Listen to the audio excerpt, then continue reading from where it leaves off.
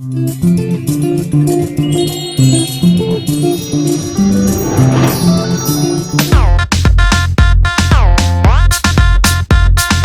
جات لي فكره التقرير ده مش من باب الهيافه قد ما انا شفت الموضوع ده قدام عينيا كده وانا صغيره يعني، فحبيت ان انا انزل اسال الناس يا ترى لو باباك اتجوز احلى واحده في صحباتك البنات هتعمل ايه؟ هتبلغ امك عنه ولا هتزعل منه ولا تنتهز الفرصه بقى كده وتستغل الموقف وتستغله وتقفش منه؟ تعالوا ننزل نشوف يقولوا ايه. لو باباك اتجوز واحده من صحباتك البنات هتعمل ايه؟ لا ايه السؤال ده؟ انت بتصور بس ثواني ادور على الاجابه بس وهرد. صح السؤال يعني غريب، تشوف سؤال تاني. والله براحته ماليش دعوه، بس هبقى مع مامته عشان ارعاه. باباك اتجوز واحده من صحباتك البنات هتعمل ايه؟ صاحبات انا هنفسن عليه. يا ابن المحظوظ يا فوزي، ده زمن غايص. هروح الفرح. صحباتي اصلا مش حلوين هي الفكره في كده. هخليها تشوف لي صاحبتها. هتضايق اكيد يعني. هبارك له. راح له ايش تزعل؟ اكيد مش هزعل، يعني هعمل ايه؟ احسدها. تعملي ايه في صاحبتك؟ انا هقطع معاها اكيد يعني. بس مع ابويا يعني. مش تزعلي؟ لا مش هزعل قوي يعني، ما هو اتجوز احلى واحده يا جدعان. انت اولى؟ مع واحده انا اولى. صاحبتي دي ممكن اقتلها تقريبا او ممكن اعمل حاجه فيها غلط. هسمها بلوك بقى كده خلاص من الدنيا. ده اخرك بلوك؟ هبارك له بصراحه يعني، ما هصدق ان انا تعيش معايا في بيت واحد. تزعلي يعني؟ انا هزعل بس يعني ماشي الحال. بس لو هي حلوه قوي يعني ممكن اخمس معاها. هبارك. تزعل يعني؟ لا اكيد. تعمل فيها ايه ولا تقول لها ايه؟ هبارك لها. ومامتك هتقول لها ولا؟ يعني هي هيتجوز كمان على مامتي؟ مفيش المشاكل يعني، مش هقول لها اكيد. اصل هقول لها ايه؟ مفيش كلام يتقال. والله اوعى ابلغ عنه بقى خلاص، اقعد له.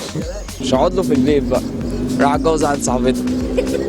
راعي شعورها بقى واخدها ونسافر نهج اي بلد تانية. هو هيسيبك كده؟ ما يقدرش يتكلم معايا بعد اللي عمله.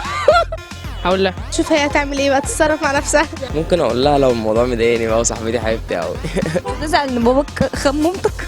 خممتي؟ لا الشارع حل المثنى وثلاثة ورباع براحته. لا انت هتتجوز 4؟ مين انا؟ هو مش 4 على فكرة، هو مثنى وثلاثة ورباع. 2 3 يبقوا 5 و4 يبقوا 9. وانت ناوي برضه تتجوز كده 2 ولا تعمل ايه؟ لا اتجوز 4. هروح احبس بحاجه ساعه بس. انت مش شايفة نفسك يعني قاعدة طول بتعملي محشي طبيخ وبتاع ومسيح وكنيسة؟ زوقي نفسك كده، اظبطي نفسك كده، مش حته احمر روج بتاع اي حاجة حلوة كده، زيني له بقى نفسك. جوزك بيحب. 2 هيتجوز عليكي. 3 هيبدل ثروته. 4 هنقول لله. لو اتجوز دي نهار اسود هروح اهديها. وعلاقتك بصاحبتك بقى تبقى عامله ازاي؟ مين صاحبتي؟ هخون ابويا. هو اول ما ينزل الشغل من هنا هطلع انا فوق زي المربى. مش بعيد اسلط عليها واحد يعني يجري وراها. اولع في البيت. ولو عرفت بعد كده هتعمل ايه؟ لا اصل بابايا صاحبي فعادي يعني، انا وهو واحد. هتداري عليه يعني؟ مامتك فين؟ مامتي في البيت. بس هو يتجوزها ليه يعني؟ مش فاهم، يتجوز واحده قد.